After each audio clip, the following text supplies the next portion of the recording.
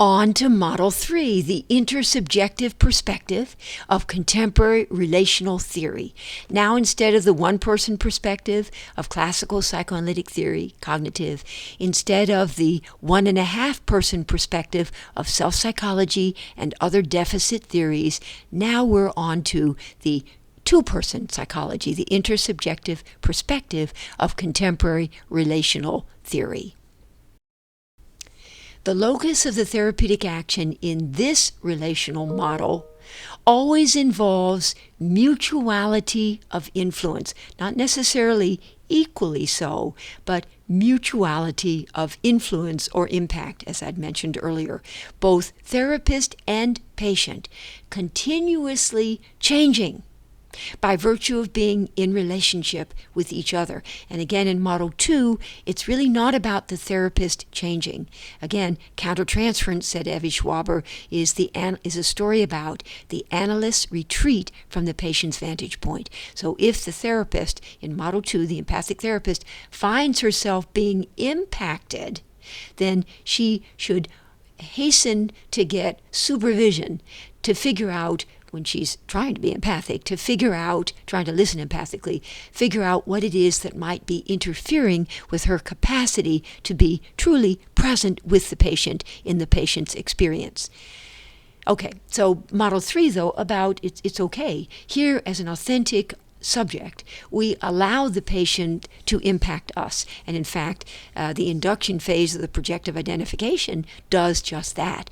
The patient disowns and projects onto us the charged toxic bolus because it's too much for her to take ownership of, too much for her to process, integrate, and adapt to. It is too much. And so she defends by projecting it onto us.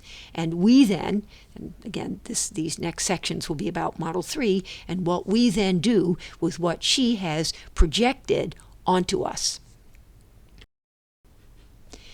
Okay, so classical psychoanalysts speak of superego introjects, and remember I had earlier suggested that whereas Model 1 is more a story about id impulses, anxiety-provoking but ultimately growth-promoting, pressing yes, and then the ego made anxious, mobilizing defensive resistant counterforces, protesting no, creating thereby structural neurotic or intrapsychic conflict. And I'd said, the superego introjects, those will be for later. They'll be for Model 3. So let me just briefly say what classical psychoanalysts, how they conceive of these superego introjects, and then go on to talk about them more relationally as pairs and how they get played out in the relationship, not between the superego and the ego, but between the patient and her objects, her relational objects. So classical psychoanalysts talk about, for example, a critical superego introject. Or perhaps a harshly punitive superego introject. And the way they describe it is that where once the abusive parent had railed against the child, now that dynamic, that dysfunctional dynamic, gets played out internally between superego and ego in the child, with the superego railing against the ego. That's very one-person-y, isn't it? I mean, admittedly, it happened originally because of what the parent did, but it gets structuralized and internally recorded as a conflict between superego and ego. All right, but I've found that sometimes it's more, and that's fine, but I've found that sometimes it's more clinically useful to conceive of such pathogenic introjects as existing in pairs. Criticizer, criticizee, victimizer, victim, seducer, seducee, rejecter, rejectee, and is giving rise then to dysfunctional relational dynamics that then get played out in one's relationships compulsively and unwittingly, played out on the stage of one's life, which is different, isn't it, from superego railing against the ego. All right, so a more contemporary relational perspective, a more intersubjective perspective would think in terms of these dysfunctional relational dynamics that are being played out in the world. the patient with the objects in her world. So the therapeutic action in Model 3 then becomes a story about negotiating the turbulence that will inevitably emerge at the intimate edge, thank you, Darlene Ehrenberg, of authentic engagement between therapist and patient once the patient delivers, by way of projective identification, her unmastered relational traumas into the transference. Where once the abusive parent had railed against the child, now that dynamic gets played out relationally in this contemporary relational perspective between therapist and patient.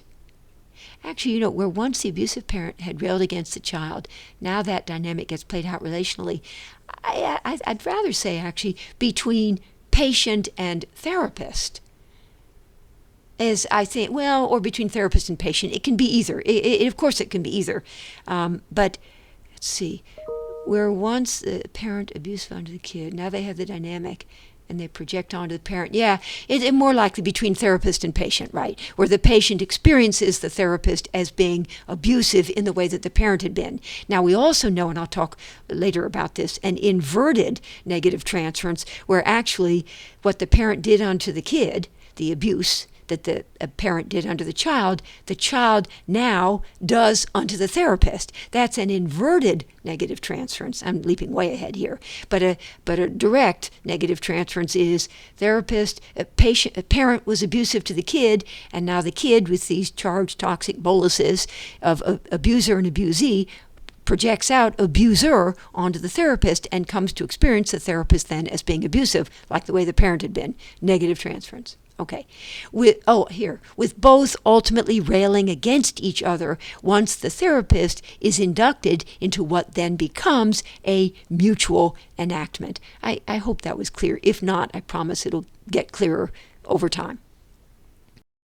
So the relational model then conceives of the patient, in contradistinction to the Model 2, which conceives of the patient as a relatively passive recipient of environmental provision, as the therapist or the parent as giving, and the patient as receiving, passively receiving.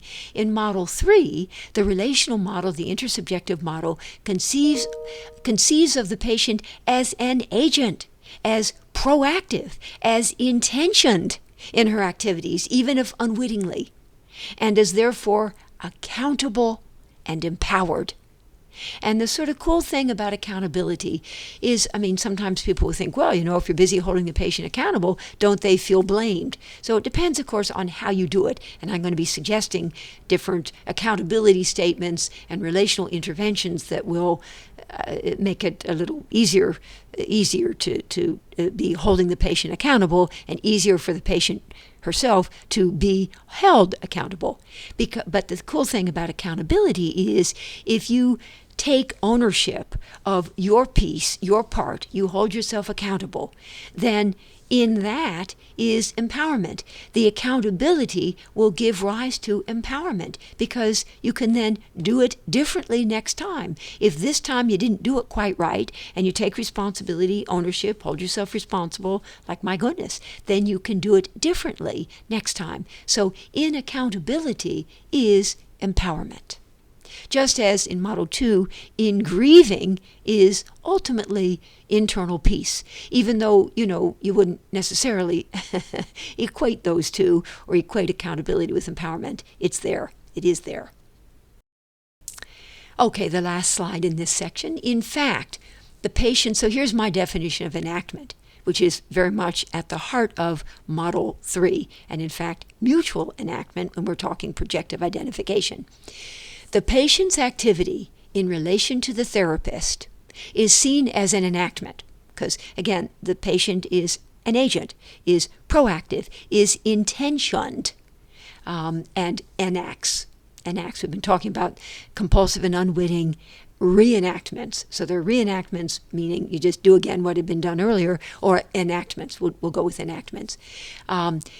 Enactment, the unconscious intent of which is to engage the therapist in some way. So we could talk about a provocative enactment, or a seductive enactment.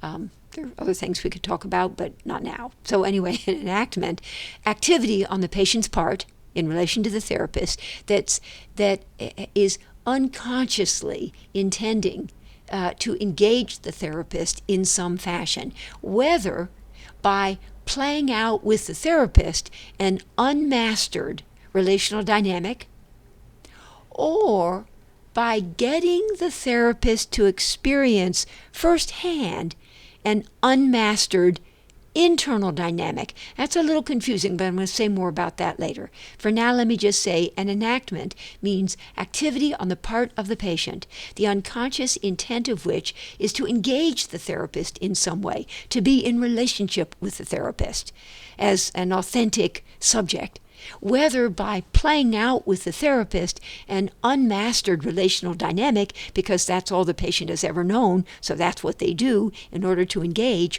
or by actually getting the therapist, sort of forcing the therapist to experience firsthand some unmastered internal dynamic. So by acting in a certain way, you get the therapist to feel the kind of frustrated and helpless that's a story about the patient's life, of feeling frustrated and helpless in relation to the parent. And now the therapist feels frustrated and helpless in relation to the patient. So again, either the enactment is the patient is playing out, reenacting compulsively and unwittingly with the therapist the unmastered relational dynamic. So it was early on victimization, and now in the transference, the negative transference, either direct or inverted, that their dynamic of victimization is being played out. Or an enactment can be seen more as getting the therapist to experience firsthand something that's a story about the patient's life. So by doing unto the therapist what had been done unto the patient is getting the therapist to understand something that the therapist to that point might well not fully have understood. I'm going to give examples later. So enactments involve in any event, enactments involve unmastered early on experiences that are somehow known but have not yet been thought. And that's Christopher Bolas's beautiful thought, and again the reference at the end, to the unthought known. On some level, again, there are the levels, the patient had known about this dysfunctional relational dynamic or relational trauma, but had not yet thought it. And when it gets played out on the stage of the treatment, then it is that gradually it can come to be known. Okay, good.